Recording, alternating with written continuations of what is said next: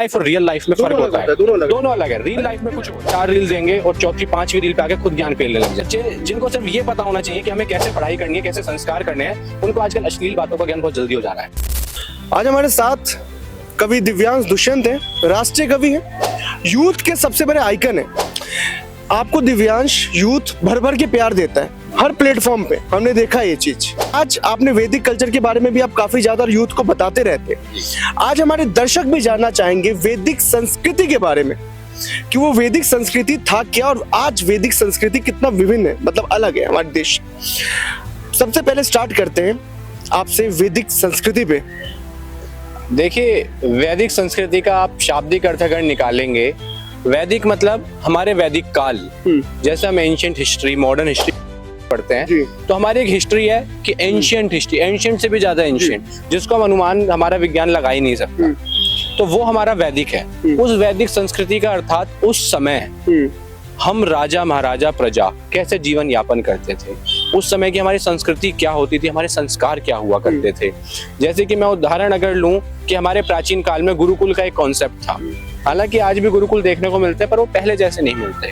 आज भी मिलते हैं थोड़े बहुत, पर जो प्राचीन काल के हमारे वैदिक काल के हमारे जो गुरुकुल हुआ करते थे, उन गुरुकुलों में क्या हुआ करता था, बच्चा जैसे वयस्क हुआ उसको गुरुकुल में भेज दिया जाता था शिक्षा अर्जन हेतु, और फिर जब वो अच्छा खासा जवान हो जाता था तब वो घर वापस आता था। तब उसके अंदर शास्त्र शस्त्र नीति हर चीज का ज्ञान हुआ करता था, जिस कारण वो राज्य अच्छे से चला सकता था, समाज में अपनी अच्छी तरह छवि बना सकता था, और समय आने पे युद्ध भी लड़ सकता था, और अगर किसी से हमारी बहस हो जाए तो वो शास्त्रार्थ भी अच्छे से कर सकता था। तो ऐसे युवा उस समय जन्म लिया करते थे, और ये हमारी वैदिक संस्कृति, वैदिक संस्कार कि जब हम सुबह उठा करते थे कि कराग्रे वस्ते लक्ष्मी, कर मध्य सरस्वती, कर मूले तु गोविंदा, प्रभाते कर दर्शनम, अर्थात मतलब हम करके अग्रभाग में माँ लक्ष्मी, करके मध्य भाग में माँ सरस्वती, करके मूल भाग में हम गोविंद जी को दर्शन करते हैं सुबह उठते ही, और माँ धरती को प्रणाम करते हैं कि हमें क्षमा कीजिए कि हम आपके ऊपर पैर रखने वाले हैं। ये हमारे वैदिक संस्कार,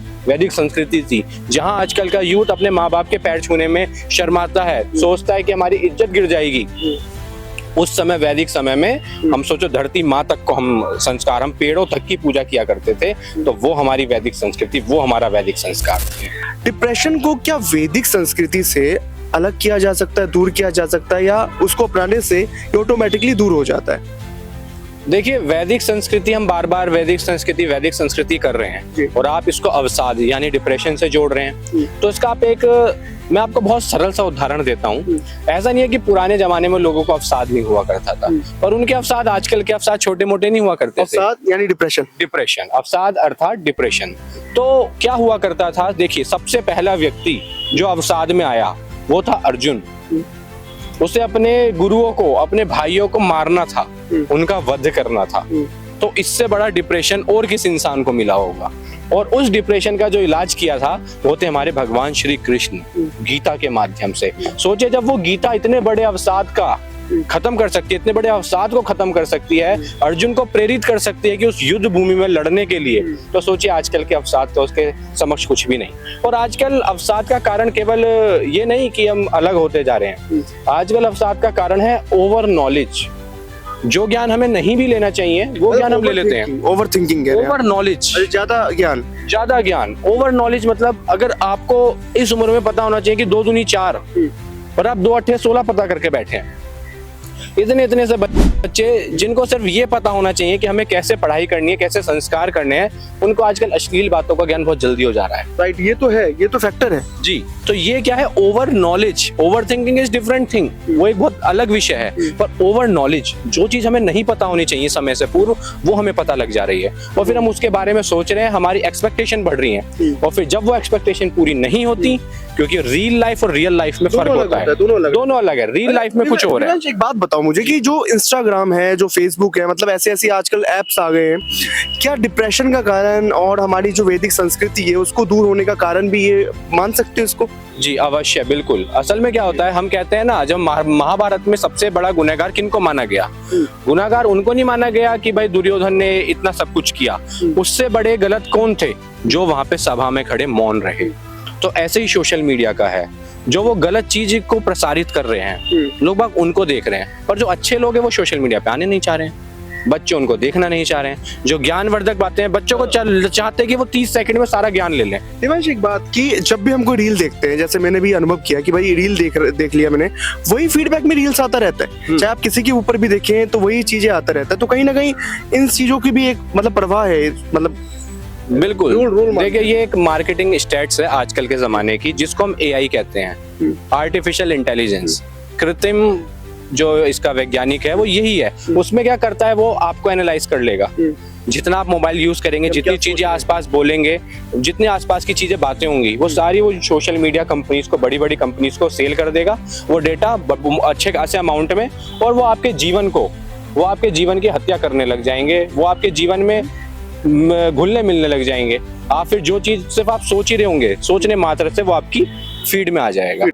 ये जो टॉपिक है दिव्यांश, एक सनातन और हिंदू धर्म, मैं आपसे ये पूछना चाहूंगा क्योंकि जब हम वैदिक संस्कृति की बात कर ही रहे हैं तो एक पल के लिए हम इस पे आ जाते हैं कि सनातन धर्म और ये जो अपना हिंदू धर्म है, ये दोनों अलग हैं। क्योंकि लोग कहते हैं कि दोनों अलग हैं और हिंदू को लोग खास करके नेगेटिविटी से भी लेकर के जोड़ के देखते हैं। इस पे आप मुझे बताइए पहले। जी, पहले हमें समझना होगा कि धर्म और समुदाय मतलब पंथ, दोनों में फर्क होता है। हिंदू जो है वो एक समुदाय है, मुस्लिम जो है एक समुदाय है, ईसाई जो है वो समुदाय है।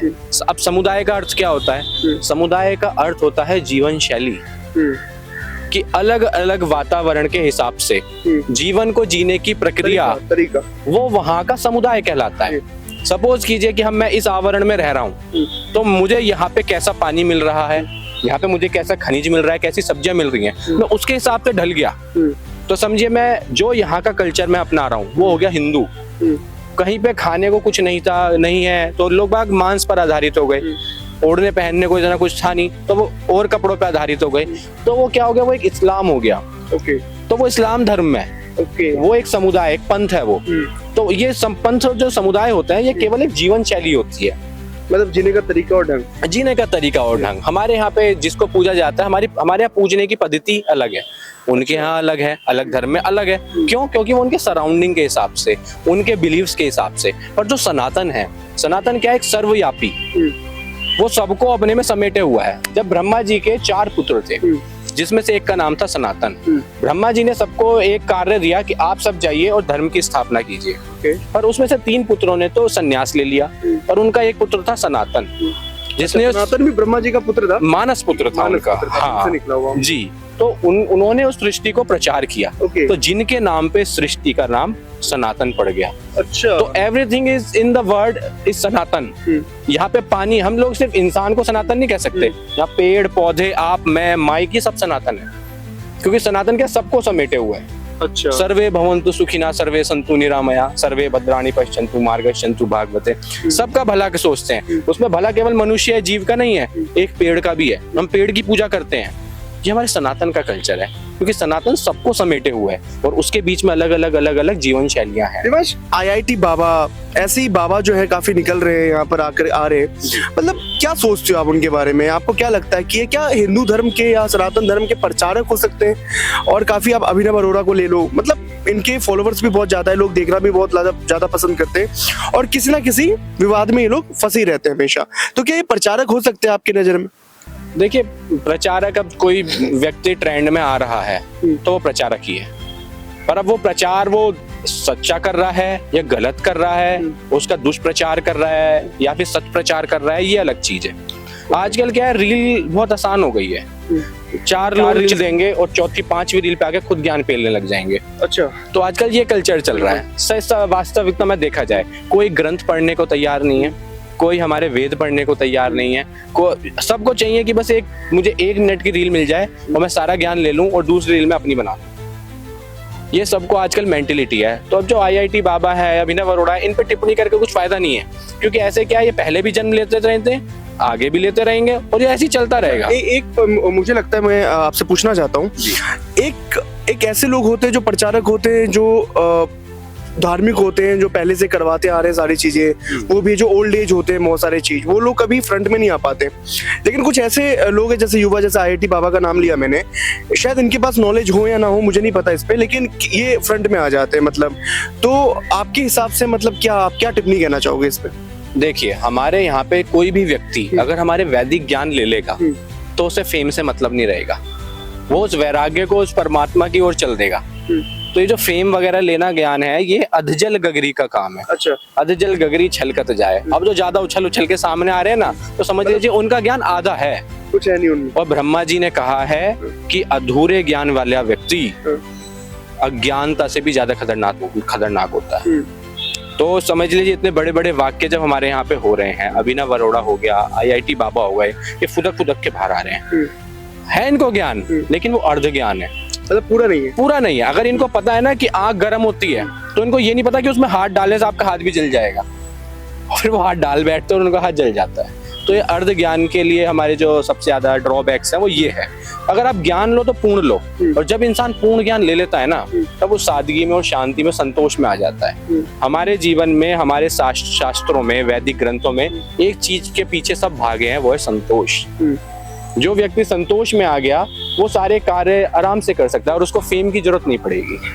दिव्यांश, लास्ट मैसेज क्या देना चाहते हैं युवाओं के लिए आप, क्योंकि यूथ आपको देखना पसंद करता है, तो युवाओं के लिए क्या मैसेज देना चाहते हैं ताकि वो डिप्रेशन से दूर हो, वो अपने जो डेली रूटीन है, मतलब उनका जो रूटीन होता है उस पर ध्यान दे सकें, और युवा जो अलग ट्रैक पे जा चुके हैं वो खास करके वो अपने सही ट्रैक पे है, मतलब क्या मैसेज रहेगा आपका? देखिए मैं यूथ हूँ, मैं अपने लोगों की बात करता हूँ, अपने भाई बहनों की, अपने साथ दोस्तों की बात करता हूँ। देखिए डिप्रेशन केवल एक साइकोलॉजिकल टर्म है, आप उसको फील नहीं कर सकते। तो साइकोलॉजी को साइकोलॉजी से ही मिटाया जा सकता है। अगर आप साइकोलॉजिकल टर्म आपकी आप सादे डिप्रेशन, आप ज्यादा सोच रहे हो, तो आप एक ऐसा ग्रंथ पढ़ो जिसमें आपको कम सोचना पड़े। आप गीता पढ़ लो। गीता में डायरेक्ट बोल रखा है कि भाई अर्जुन ने ये पूछा, कृष्ण ने ये बोला, बिल्कुल सीधा जवाब। लेकिन दिव्यांश, आज के टाइम में युवा किताबों से दूर जा रहे हैं, आपको लग रहा है? बिल्कुल, युवा आजकल किताबों से नहीं। अब देखिए कि बहुत सारे हमारे प्रचारक गुरु होते हैं जो अलग अलग कक्षाएं भी देते हैं और हमारी कथावाचक भी होते हैं। उनकी जरूरत इसलिए पड़ती है क्योंकि ताकि लोग बाग किताबें ना पढ़ें, वो जो मंथन करके बैठे हैं वो उनकी बात माने। और बहुत सारे तो ऐसे होते हैं जो फंड के लिए चल रहा होता है मामला सारा। तो पर मैं उन चीजों पे टिप्पणी नहीं करूंगा, मैं केवल अपने युवाओं की बात करूंगा। देखिए अगर मैं आपसे बोलूं कि मुझे एक प्रॉपर्टी खरीदनी है और एक प्रॉपर्टी के बीच में उसमें ब्रोकर है, बट आपके सारे अच्छे रिलेशन उस प्रॉपर्टी के ओनर से भी हैं, तो क्या आप ब्रोकर का यूज करोगे? बिल्कुल नहीं करोगे, क्योंकि आपको पता है अच्छे दाम में मुझे वो दिलवा देगा, बीच में मुझे कमीशन देना ही नहीं। तो ऐसे ही हमारे ज्ञान है। अगर हमारे पास डायरेक्ट गीता है और हम उसे पढ़ सकते हैं, तो बीच में किसी के ट्रांसलेटर की क्यों जरूरत करनी है? मतलब आप डायरेक्ट उस ग्रंथ को पढ़ो। और सब लोग मुझसे हमेशा ये पूछते हैं कि हम शुरू कैसे करें, कि हम लाल कपड़े में किताब को रखें। स्टार्ट ये तो बहुत बिल्कुल कुछ ऐसे करने की जरूरत नहीं है। गीता एक प्रॉपर साइंटिफिक, एक साइकोलॉजिकल बुक है। जैसे आप अपनी फिजिक्स, केमिस्ट्री, बायो की किताब पढ़ते हैं, वैसे आप गीता को पढ़ सकते हैं। आपके जीवन में कोई भी प्रॉब्लम चल रही हो, आप उसको गीता को बंद करो, 3 बार उस प्रॉब्लम को सोचो, तो कोई भी पेज खोलो, उस पेज से लेके आगे के 3 पेज तक आपकी प्रॉब्लम के सॉल्यूशन मिल जाएंगे। ये मैं दावे के साथ कह सकता हूँ। ये हमारे ग्रंथों की शक्ति है, ये हमारे गीता की शक्ति है, ये हमारे भगवान कृष्ण की शक्ति है। मतलब डिप्रेशन दूर करना है तो आप अपनी धार्मिक किताबों पे ही जाएं। बिल्कुल, धर्म एक ऐसी चीज, धर्म हमें ये सिखाता है कि हमें क्या नहीं करना। और आजकल लोग किस दौड़ में लगे हुए हैं कि हमें क्या करना चाहिए, नहीं। हमें ये सीखना है कि हमें क्या नहीं करना।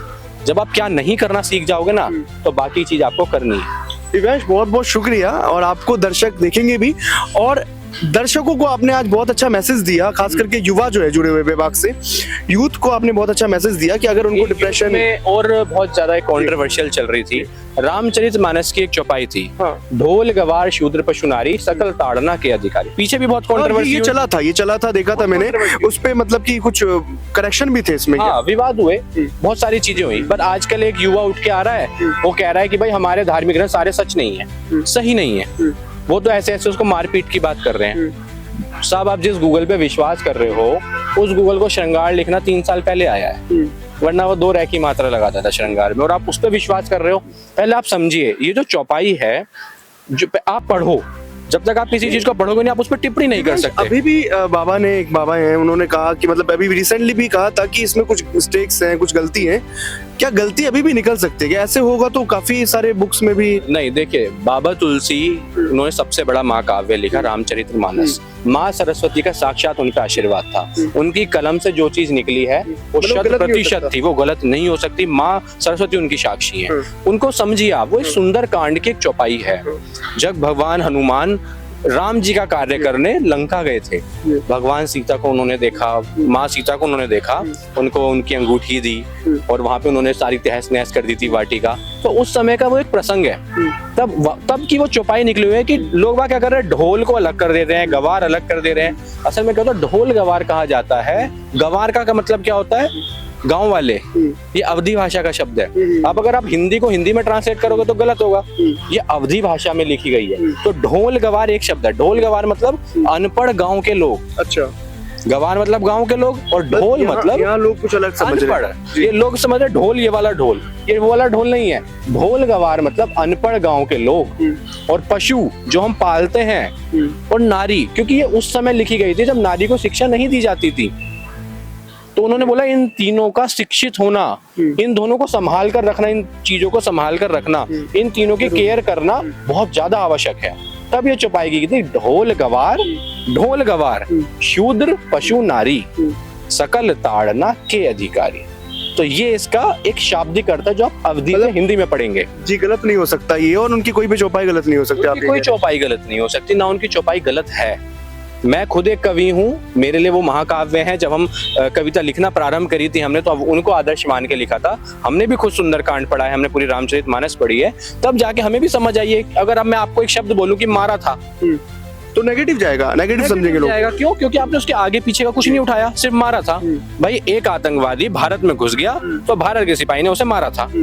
अब आप समझे, अब ये क्या सही चीज है, गलत चीज है? अलग हो गया। अगर आप बीच में से कोई शब्द उठा लेंगे और बोलेंगे भाई ये तो मारा था, ये तो गलत हो गई चीज, ये तो बहुत नेगेटिव कर दी, तो ये तो गलत चीज है। आपको आसपास का भी तो देखना पड़ेगा। मीडिया की भूमिका देखते हैं इसमें, इस चीज में। बिल्कुल। जिस इंसान को कंट्रोवर्सी, दो चीज होती है, नेगेटिव मार्केटिंग। उसको पता है कि मैं अपने अच्छे कामों से तो आ नहीं पा रहा ऊपर, तो वो क्या करता है, अपनी नेगेटिव मार्केटिंग करने के लिए कुछ ऐसे विवाद उठा देता है जिससे वो मीडिया फेम में आ जाता है। ओके, बस ये एक स्टंट था। अब कौन पूछ रहा है उस चौपाई को? एक लास्ट में एक आप 2 लाइन सुना दीजिए दर्शकों को विभाग के, ताकि देखिए यूथ को लेके भी मैं सुनाऊंगा। मैं सब बस ये सुनाता हूँ कि हर इंसान को सही और गलत को गलत कहने की क्षमता होनी चाहिए। जो मैं कहता हूँ, हमेशा कहता हूँ, हर एक लाइन आपके चैनल पे कई बार बोली है, बाहर भी कहता हूँ कि होता समाज का आईना, कवि कहो या दर्पण, जिसकी जैसी सोच हो उसको वैसा अर्पण। वाह जी, अंत में मैं इसको खासियत आपकी यही है, खासियत आपकी यही है। और दिव्यांश, बहुत बहुत शुक्रिया, आप विभाग के साथ जुड़े और काफी कुछ इन्होंने बताया। और यूथ को खास करके जो डिप्रेशन के शिकार हो जाते हैं यूथ, और जो डिप्रेशन से अभी भी जूझ रहे हैं लोग बाग, तो उनको लेकर के इन्होंने कहा कि अपने धार्मिक किताबों पे जाएं और किताब की हर एक चीज को पढ़ें वो, ताकि उनका डिप्रेशन जो है इस चीज को मिटा सके और दूर हो सके। बहुत बहुत शुक्रिया दिव्यांश। धन्यवाद।